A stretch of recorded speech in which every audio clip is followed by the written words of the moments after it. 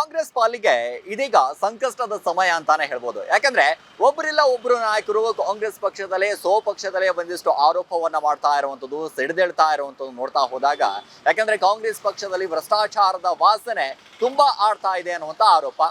ಮತ್ತೊಂದು ಕಡೆ ಈಗ ಇಲ್ಲಿ ಕಾಗೆ ಅವರ ಆರೋಪವನ್ನ ಮಾಡ್ತಾ ಇದ್ರು. ಕಾಗೆ ಅವರ ಆದ ನಂತರ ಈಗ ಹಲವಾರು ನಾಯಕರು ಒಂದಿಷ್ಟು ಆರೋಪಗಳನ್ನ ಮಾಡ್ತಾ ಇದ್ದಾರೆ. ಆದ್ರೆ ಇದೀಗ ಗೃಹ ಸಚಿವರಾಗಿರುವಂತಹ ಜಿ ಪರಮೇಶ್ವರ್ ಅವರು ಆಡಿದಂತ ಒಂದು ಮಾತು ರಾಜ್ಯ ರಾಜಕೀಯದಲ್ಲಿ ಸಂಚಲನವನ್ನ ಮೂಡಿಸ್ತಾ ಇದೆ. ಹಾಗಾದ್ರೆ ಜಿ ಪರಮೇಶ್ವರ್ ಅವರು ಏನ್ ಹೇಳಿದ್ರು, ಯಾಕೆ ಈ ಮಾತನ್ನ ಹೇಳಿದ್ರು ಅಂತ ಬನ್ನಿ ಒಮ್ಮೆ ಕೇಳೋಣ. ಬರಿದಾಯ್ತಾ ರಾಜ್ಯ ಕಾಂಗ್ರೆಸ್ ಸರ್ಕಾರದ ಬೊಕ್ಕಸ.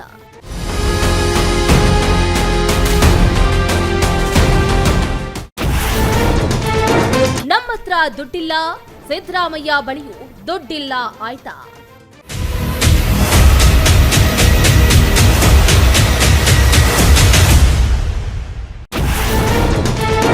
ಕೈ ಶಾಸಕರ ಬಳಿಕ ಗೃಹ ಸಚಿವರಿಂದಲೇ ಶಾಕಿಂಗ್ ಹೇಳಿಕೆ.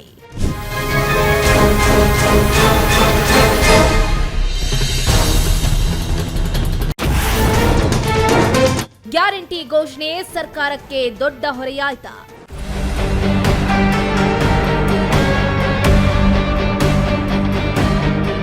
ರಾಜ್ಯದಲ್ಲಿ ಕಾಂಗ್ರೆಸ್ ಸರ್ಕಾರ ಬಂದು 2 ವರ್ಷ ಆಯಿತು. ನಾವು ನುಡಿದಂತೆ ನಡೆದಿದ್ದೀವಿ ಅಂತ ಹೇಳಿ ಕಾಂಗ್ರೆಸ್ ಬೀಗ್ತಾ ಇದ್ರು. ಆದ್ರೆ ಎಲ್ಲಿ ನೋಡಿದ್ರು ಕಾಂಗ್ರೆಸ್ ಸರ್ಕಾರದಲ್ಲಿ ಪ್ರತಿಯೊಂದು ಇಲಾಖೆಯಲ್ಲಿ ಬರೀ ಭ್ರಷ್ಟಾಚಾರ ನಡೆದಿದೆ ಅನ್ನೋ ಮಾತುಗಳು ಕೇಳಿ ಬರ್ತಾ ಇದೆ. ಇದಕ್ಕೆ ಸಾಕ್ಷಿ ಎಂಬಂತೆ ಆಳಂದ್ ವಿಧಾನಸಭಾ ಕ್ಷೇತ್ರದ ಶಾಸಕರಾದ BR ಪಾಟೀಲ್ ಅವರು ಮಾಡಿದ್ದ ದೊಡ್ಡ ಆರೋಪ.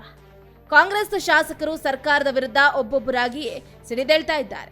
ಭ್ರಷ್ಟಾಚಾರ ತಾಂಡವ ಆಡ್ತಾ ಇದೆ ಅನ್ನುವ ಆರೋಪದ ಜೊತೆಗೆ ಕ್ಷೇತ್ರ ಅಭಿವೃದ್ಧಿ ಸಾಧ್ಯ ಆಗ್ತಿಲ್ಲ ಅಂತ ಶಾಸಕರು ಬೇಸರವನ್ನ ಹೊರಹಾಕ್ತಿದ್ದಾರೆ.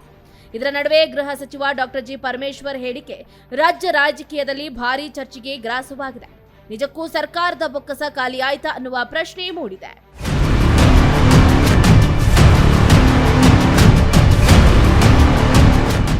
ಬಾಗಲಕೋಟೆ ಬಾದಾಮಿಯಲ್ಲಿ ಮಾತನಾಡಿದ ಗೃಹ ಸಚಿವ ಡಾಕ್ಟರ್ ಜಿ ಪರಮೇಶ್ವರ್ ಅವರು ಸರ್ಕಾರವನ್ನ ಮತ್ತಷ್ಟು ಇಕ್ಕಟ್ಟಿಗೆ ಸಿಲುಕಿಸುವ ಹೇಳಿಕೆಯನ್ನು ಕೊಟ್ಟಿದ್ದಾರೆ. ಅಭಿವೃದ್ಧಿಗೆ ನಮ್ಮ ಸರ್ಕಾರ ಬಳಿ ದುಡ್ಡಿಲ್ಲ, ಪ್ರಾಜೆಕ್ಟ್ ಮಾಡಿ ಕೇಂದ್ರಕ್ಕೆ ಕಳಿಸಿ ಅಂತ ಗೃಹ ಸಚಿವರು ಶಾಸಕರಿಗೆ ಹೇಳಿದ ಮಾತು ಇದೀಗ ಭಾರೀ ಚರ್ಚೆಗೆ ಕಾರಣವಾಗಿದೆ.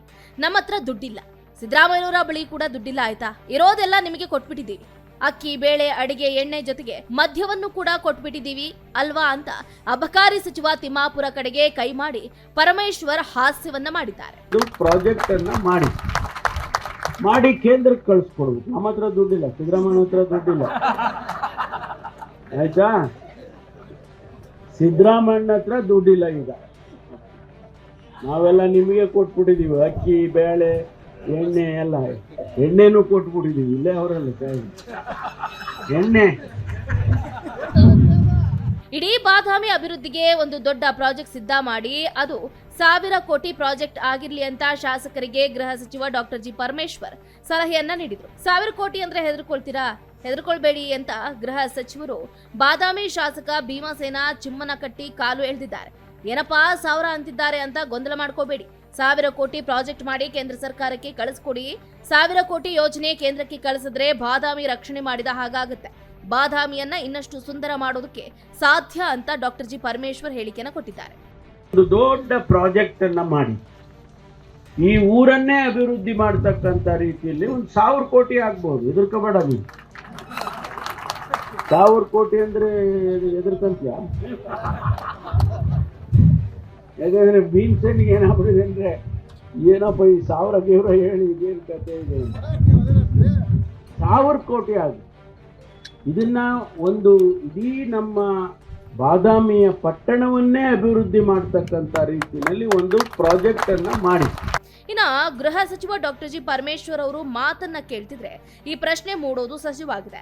ನಮ್ಮ ಬಳಿ ಹಣ ಇಲ್ಲ ಅನ್ನುವ ಮೂಲಕ ಗೃಹ ಸಚಿವರು ಪರೋಕ್ಷವಾಗಿ ಬೊಕ್ಕಸ ಖಾಲಿಯಾಗಿದೆ ಅಂದಿದ್ದಾರೆ. ಗ್ಯಾರಂಟಿ ಯೋಜನೆ ಘೋಷಣೆಯಿಂದ ಸರ್ಕಾರಕ್ಕೆ ದೊಡ್ಡ ಹೊರೆ ಆಗ್ತಿದ್ದು ಅಭಿವೃದ್ಧಿಗೆ ಹಣವೇ ಇಲ್ಲದಂತಾಗಿದೆ.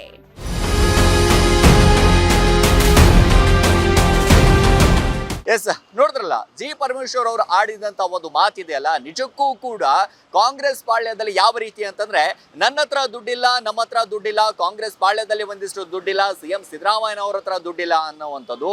ಯಾಕಂದ್ರೆ ಗ್ಯಾರಂಟಿಗಳ ಮೂಲಕ ರಾಜ್ಯದಲ್ಲಿ ಅಧಿಕಾರಕ್ಕೆ ಬಂದಿರುವಂತಹ ಕಾಂಗ್ರೆಸ್ನ ಪರಿಸ್ಥಿತಿ ಯಾವ ರೀತಿ ಇದೆ ಅಂತಂದ್ರೆ, ಕಾಂಗ್ರೆಸ್ನ ಸಂಪೂರ್ಣವಾದಂತ ಇಲ್ಲಿ ಬೊಕ್ಕಸೆ ಬರದಾಗ್ಬಿಟ್ಟಿದ್ಯಾ ಅನ್ನುವಂಥದ್ದು. ಮತ್ತೊಂದು ಕಡೆ ಗ್ಯಾರಂಟಿಗಳಿಗೆ ಸಂಪೂರ್ಣವಾಗಿ ಹಣವನ್ನ ಹಾಕಿ ಇದೀಗ ಕಾಂಗ್ರೆಸ್ ಪಾಲಿಗೆ ದುಡ್ಡಿಲ್ಲಾರದಂತ ಪರಿಸ್ಥಿತಿ ಆಗೋಗ್ಬಿಟ್ಟಿದ್ಯಾ ಅನ್ನುವಂಥ ಪ್ರಶ್ನೆ ಸಹಜವಾಗಿ ಮೂಡ್ತಾ ಇದೆ. ಕ್ಯಾಮರಾ ಪರ್ಸನ್ ನಾಗೇಶ್ ಜೊತೆ ನಾನು ಸಿರಾಜ್ ವಾಲಿಕಾರ್, ಸ್ಪೀಡ್ ನ್ಯೂಸ್ ಕನ್ನಡ, ಬೆಂಗಳೂರು. ಹೆಚ್ಚಿನ ಸುದ್ದಿಗಳಿಗಾಗಿ ನಮ್ಮ ಚಾನೆಲ್ನ ಸಬ್ಸ್ಕ್ರೈಬ್ ಮಾಡಿ.